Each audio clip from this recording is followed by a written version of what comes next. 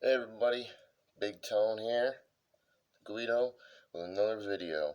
Tonight's video is titled Motivation. Find what motivates you and use it. Alright, so I'm going to go through the 10 things that I find important in staying motivated and reaching my goals physically, okay? And fitness-wise, bodybuilding-wise.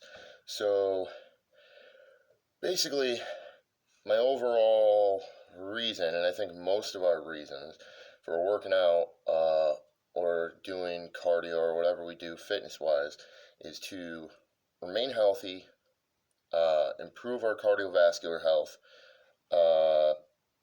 keep our body fat down, be muscular, look good, you know, as Seth Feroce says, look good naked to get laid, you want, you always want to be attractive to the other sex or the same sex, if that's your thing. Whatever, you want to do what you want to do in the gym so that outside the gym you look and feel the way that you want to. And although that's great and a great motivator, sometimes I find still that it's hard to remain motivated and to stay on track with my goals. So I've got 10 kind of tips or techniques I use to stay motivated, stay on task, keep my eye on the prize, and hopefully get wherever I'm going, wherever that may be, you know. So my first one is healthy relationships. Okay, now this is important in life in general, and I do this with my recovery too. And what I do is, so I maintain relationships with other people who are like-minded individuals, who are also driven, who work hard, who are determined, who sacrifice, and who are doing it in the gym, okay? Or they're doing it in the fitness industry, not doing it, they're killing it. They're rocking right now, right? So what that does for me is a couple different things. Number one, maintaining contact with people that are like-minded and as driven as you or more driven than you is it holds you accountable, okay? Because if you don't, you know, talk to those people within a couple days or maybe a week or whatever, depending on how close you are with them, they're going to wonder what's going on with you. They're going to call you up and be like, yo, what have you been doing? And you're going to be like, oh, man, well, I've kind of been depressed lately. I've been in bed all week. They're going to be like, get your ass out of bed and get to the fucking gym. What are you doing, dumbass? And maybe one or two of those phone calls, maybe it takes two because I'm kind of stubborn. So maybe two people tell you that, and then you might get to the gym. So the accountability thing's big. Also, when you see other people, healthy competition is not. So when you see other people in the gym getting better results or working harder than you, it motivates me, I don't know about you, to go above and beyond what they're doing so that I am the one who's on top. Oh, wait, well, that sounds weird. Whatever. I don't know, mine's in the gutter tonight, I guess, so I guess I need to get laid. But, anyways, healthy relationships key, okay? The next thing is set short-term goals. Now, I prefer to set, I learned this in prison actually. I was at a boot camp. I went to a boot camp to shave some time off my sentence. So, it was hell, but I did take away some good, solid information and some other weird things that I still do, like ways to like fold your laundry like perfectly and like whatever. That's a different story. Anyways, so what they taught us was to set short-term goals, a lot of short-term goals instead of one or two long-term goals. So basically that they're more easily attainable, okay? And that you don't get caught up along the way, get discouraged, and then give up on the goal completely. So if you set attainable, realistic, and timely short-term goals, three or four of those might equal into one long-term goal. But it's going to be easier to actually reach a short-term goal than it is to reach, say, a distant or more like all-encompassing long-term goal. So say instead of saying, I want to compete this year, okay, and I want to win, obviously, otherwise why would you compete? You might say, like me, for example, I want to put an inch on my arms. I want to put an inch on my calves. I want to put an inch and a half on my quad hams. So 3 short-term goals instead of one long-term kind of wishy-washy goal of I just want to compete and win. Okay, what do I need to do to win? I need to put an inch on my arms. I need to put an inch on my calves. I need to put an inch and a half on my quads. Then I'll set, once I attain those goals, instead of just sitting on, resting on my laurels or like celebrating that too long, I mean, we'll celebrate a little bit. Maybe I'll eat a cake or something, a slice of cake. I will set additional short-term goals to either reach that one long-term goal or to reach another long-term goal. So, what I'll do is after I get there, then I'll set some more short-term goals. Like, I want to get down to, say, 6% body fat. I want to weigh a certain amount. I want to do this. I want to do that. Boom, boom, boom. So, set short-term goals, lots of them, attainable ones, and that way you're more apt at actually completing them, getting them done. And when you actually achieve a goal, it's positive reinforcement. You're gonna be happier with yourself. So instead of getting frustrated by never reaching one long-term goal, you're gonna be happy with yourself for reaching these little short-term goals. Okay. Third thing that I do to remain motivated is, this is gonna sound stupid, but I watch a lot of motivational videos. And now my definition of motivational video might be different than most people's. Alright, so my motivational videos, hold on, thirsty today. So, my definition of motivational videos is I'll watch, say I'm doing arms that day, like today. I will watch one of my favorite pros or one of my favorite YouTube personalities do arms, an arm workout. So, like today, I watched Seth Feroce. I watched 2 different arm workouts he did. And my go-to always is obviously Arnold. I'll watch something with Arnold, you know? Or I'll throw pump and iron in, or whatever. And the reason I do that is, as crazy it sounds, is because these guys are at the top of their game, okay? They know what they're doing. They're there. They're doing it. I want to be there. So what do I want to do is I want to watch them for 2 different reasons. One, I want to see what they're doing. Maybe they're doing something I'm not, and maybe I need to add that in or tweak my workout a little bit.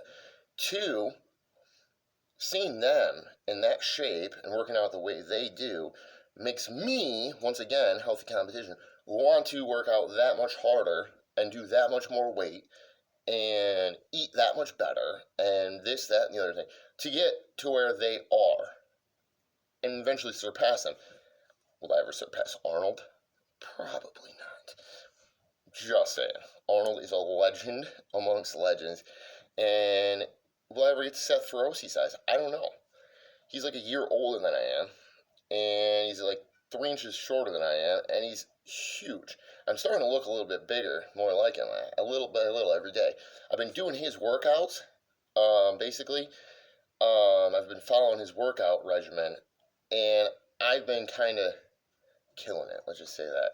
So I've been adding a little bit of my own tweakage to it, but I love his philosophy and I love his videos. He's awesome.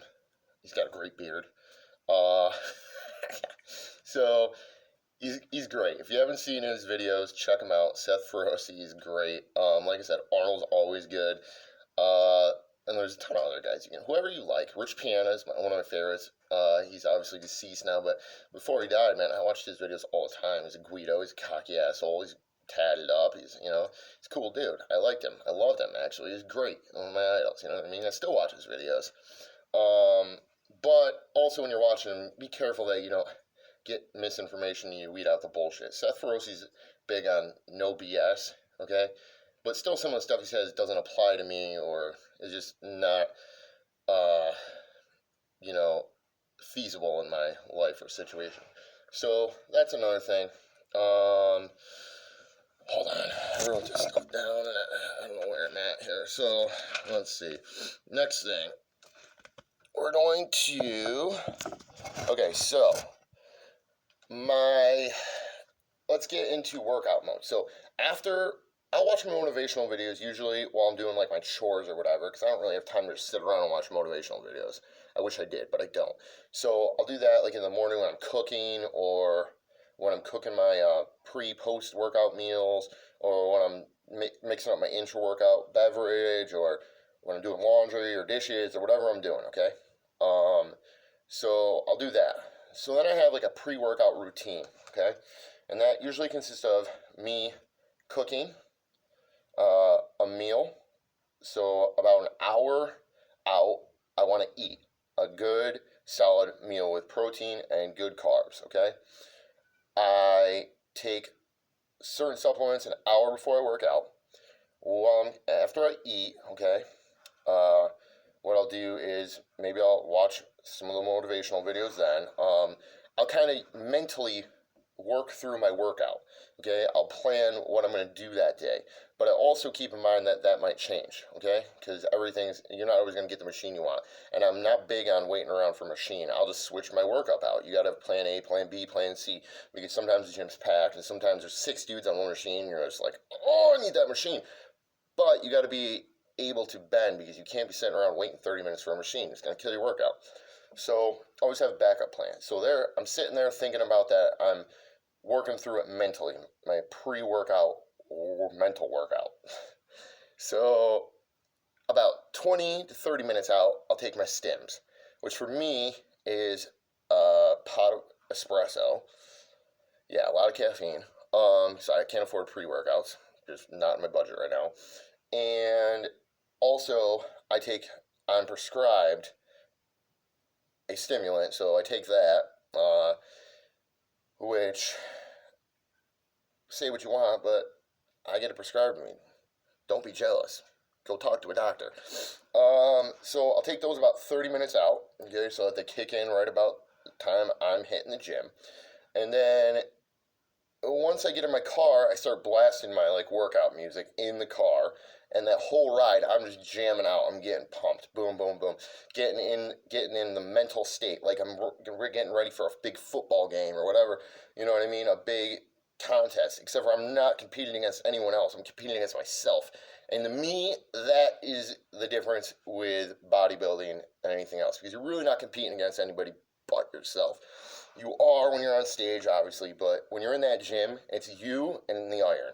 That's it. It's you and your ability to either lift it or not. It's all you, man. It's up here. It's here. It's here. It's you. So do that. My music that I listen to, music is key. I put my headphones on, my hat down, and I'm just focused. I got blinders on as soon as I pick up that first weight until I drop that last weight.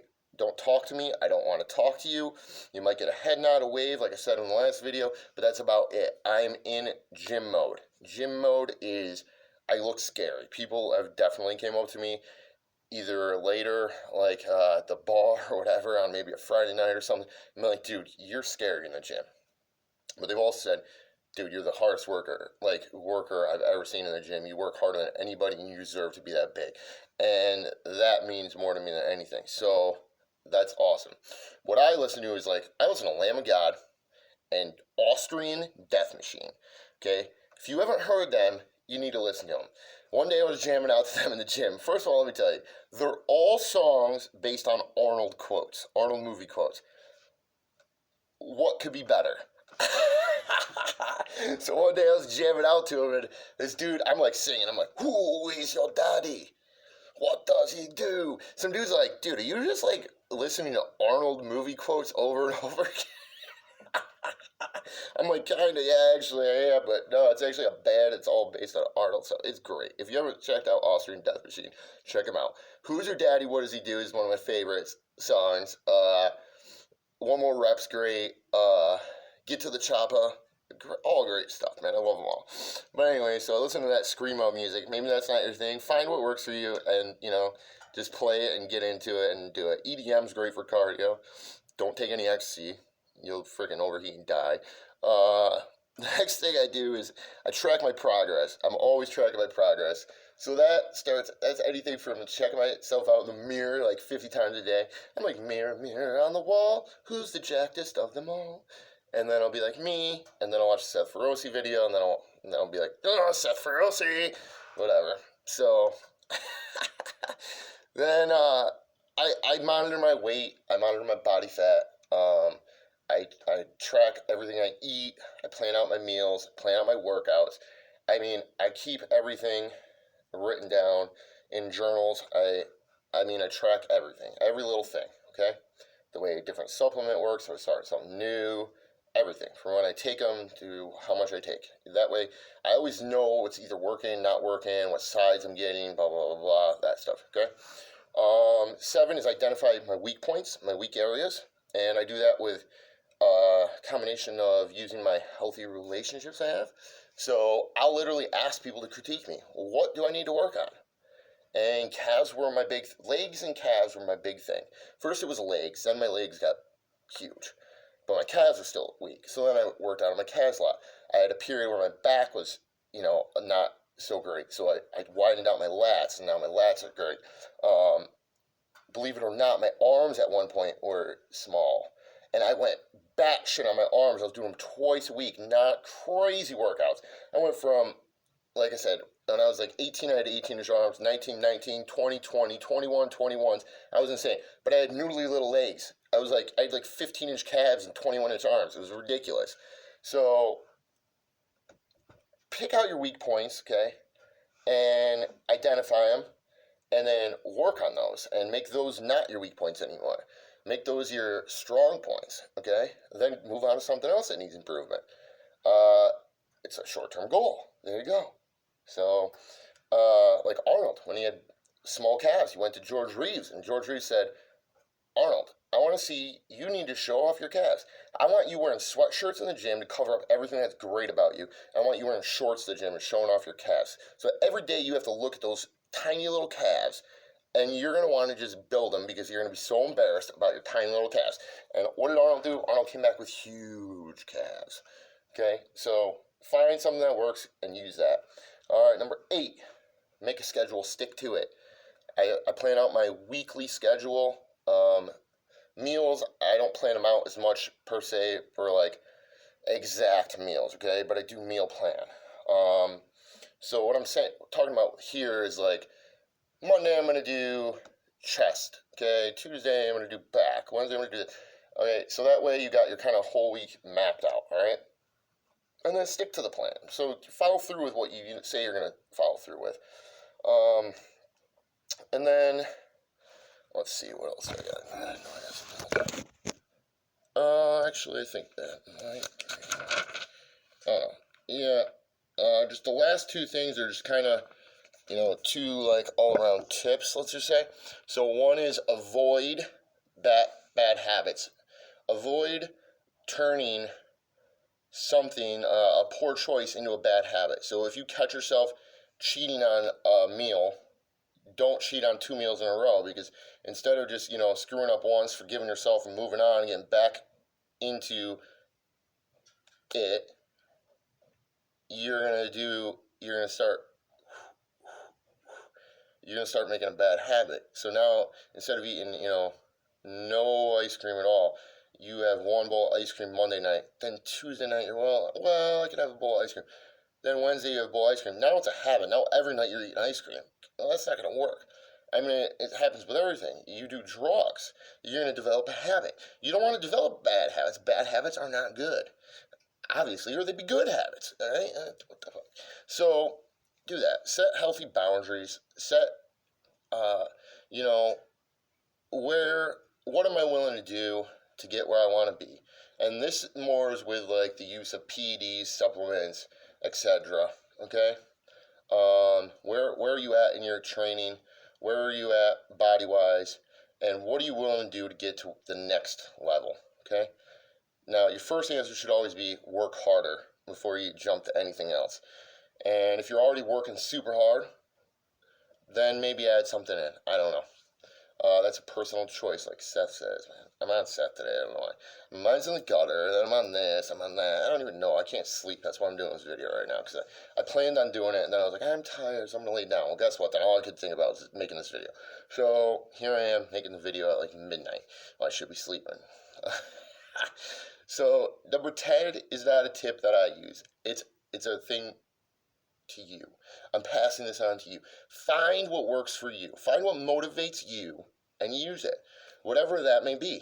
I don't care what it is. If it's getting laid, then use that. If it's fitting into a certain pair of clothes that you used to wear, use that. If it's, I want to be this way, or I want to have this size arms, or I want to do this, whatever motivates you, or I want to look like this guy, I want to beat this guy, I want to beat this girl, I want to do this, whatever it is, use it. Find it and use it to your advantage, okay? Sorry, I ramble a lot, you know that, guys. So, anyways, motivation, it's key. Keep motivated, keep working hard, and you'll get there. You'll get there. Trust. Big Tone, the Guido. I'm going to bed now, hopefully. Have a good night, guys.